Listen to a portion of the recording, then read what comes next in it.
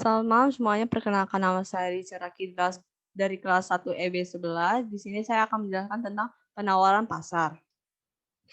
Apa yang akan saya bahas di sini? Yang pertama itu teori penawaran, faktor-faktor yang mempengaruhinya, hukum penawaran, kurva penawaran, pergeseran kurva penawaran, dan efek faktor bukan harga, serta kebijakan pemerintah.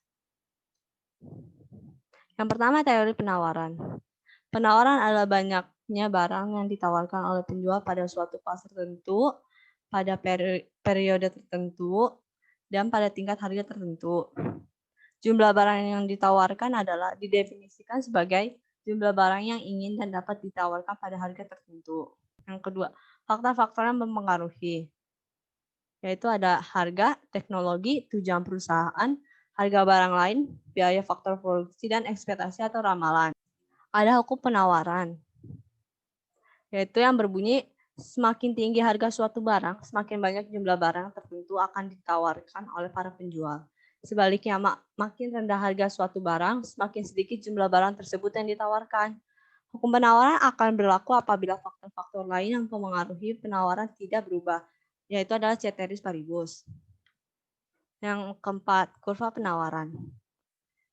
Kurva penawaran yaitu suatu kurva yang menunjukkan hubungan di antara harga suatu barang tertentu dengan jumlah barang tersebut yang ditawarkan. Kalau penawaran bertambah diakibatkan oleh faktor-faktor di luar harga, maka supply bergeser ke kiri atas. Jikalau berkurang, kurva supply bergeser ke kiri atas. Terbentuknya harga pasar ditentukan oleh mekanisme pasar. Nah, ini contohnya. Jika harga barang turun, maka penawaran akan turun. Jika harga barang naik, maka penawaran akan naik. Yang kelima, pergeseran kurva penawaran. Bisa dilihat di sini ada grafiknya, ada kurvanya. Perubahan dalam jumlah yang ditawarkan dapat berlaku sebagai akibat dari pergeseran kurva penawaran. Efek-efek faktor bukan harga terhadap penawaran. Yang pertama, biaya produksi dan teknologi yang digunakan. Jika biaya pembuatan atau produksi suatu produk sangat tinggi, maka produsen akan membuat produk lebih sedikit dengan harga jual yang mahal, karena takut tidak mampu bersaing dengan produk sejenis yang produk tidak laku terjual. Dengan adanya teknologi canggih, bisa menyebabkan pemangkasan biaya produksi, sehingga memicu penurunan harga. Yang kedua, tujuan perusahaan. Perusahaan bertujuan mencari keuntungan sebesar-besarnya, profit oriented, akan menjual produknya dengan margin keuntungan yang besar sehingga harga jual jadi tinggi. Jika perusahaan ingin produknya laris dan menguasai pasar, maka perusahaan menetapkan harga yang rendah dengan tingkat keuntungan yang rendah sehingga harga jual akan rendah untuk menarik minat konsumen. Pajak yang naik akan menyebabkan harga jual lebih tinggi sehingga perusahaan menawarkan lebih sedikit produk akibat permintaan konsumen yang turun. Yang keempat, ketersediaan dan harga barang pengganti atau pelengkap. Jika ada produk pesaing sejenis di pasar dengan harga yang murah, maka konsumen akan ada yang beralih ke produk yang lebih murah sehingga terjadi penurunan permintaan. Akhirnya, penawaran pun dikurangi. 5. Prediksi atau perkiraan harga di masa depan, yaitu ada ramalan. Jika harga jual akan naik di masa mendatang, perusahaan akan mempersiapkan diri dengan memperbanyak output produksi, dengan harapan bisa menawarkan atau menjual lebih banyak ketika harga naik akibat berbagai faktor. Yang keenam itu ada kebijakan pemerintahan. Nah, yang dilakukan pemerintah yaitu ada pengendalian harga, yaitu ada 1. Batas harga tertinggi atau price ceiling, merupakan harga maksimum sesuai dengan peraturan untuk harga jual sebuah barang. Harga tertinggi berdasarkan hukum untuk menjual suatu barang. Nah, yang kedua ada batas harga terendah, price floor, merupakan harga minimum sesuai dengan peraturan untuk harga jual sebuah barang. Harga terendah berdasarkan hukum untuk menjual suatu barang. Nah, di sini ada batas harga tertinggi, price ceiling. Contohnya, bisa dilihat dari kurva di samping, batas harga tertinggi itu tidak mempengaruhi. Pemerintah menetapkan batas harga tertinggi $6 per mangkok bakso dalam hal ini.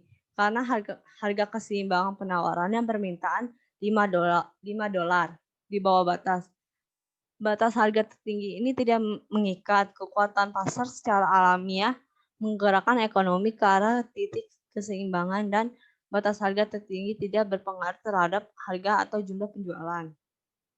Nah, yang kedua itu ada batas harga tertinggi mempengaruhi. Bisa dilihat itunya di samping. Dalam harga ini, pemerintah menetapkan batas harga tertinggi $4 per mangkok. Karena keseimbangan $5 berada di atas batas tertinggi, harga batas itu menjadi peraturan yang mengikat pasar. Kekuatan penawarannya permintaan cenderung mendorong harga ke arah titik keseimbangan pasar. Namun ketika harga pasar menyentuh batas, harga tidak mungkin naik lagi.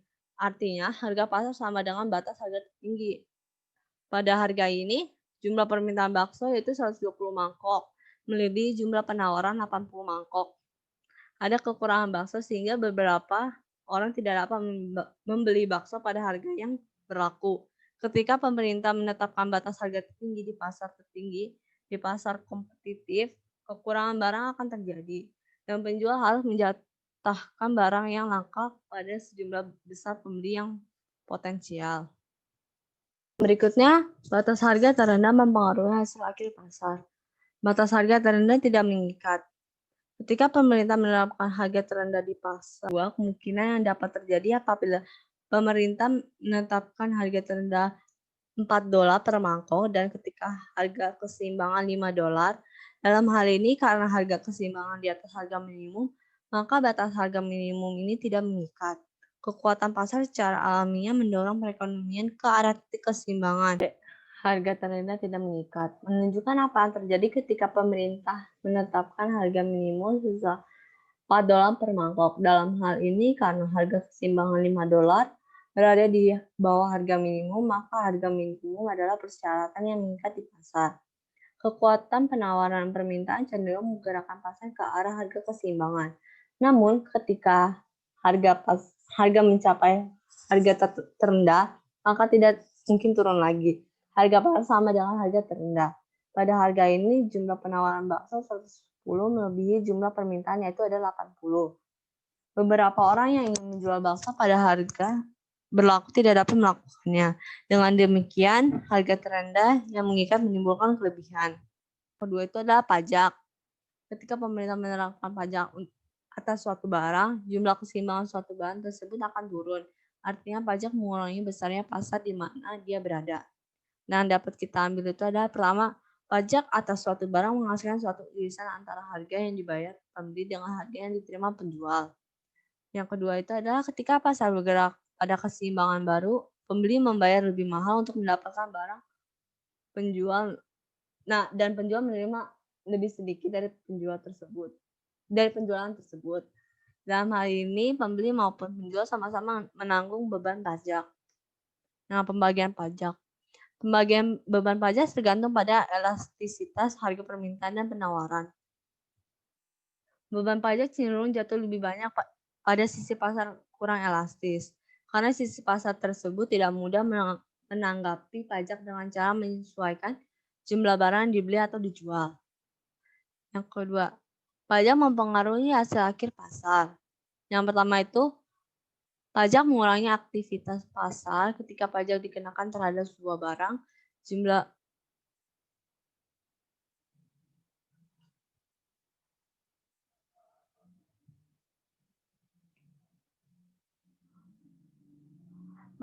pajak mempengaruhi hasil akhir pasar. Pajak mengurangi aktivitas ketika pajak dikenakan terhadap sebuah barang. Jumlah barang yang terjual tersebut lebih sedikit daripada keseimbangan baru. Yang kedua itu, pembeli dan penjual membagi beban pajak pada keseimbangan baru.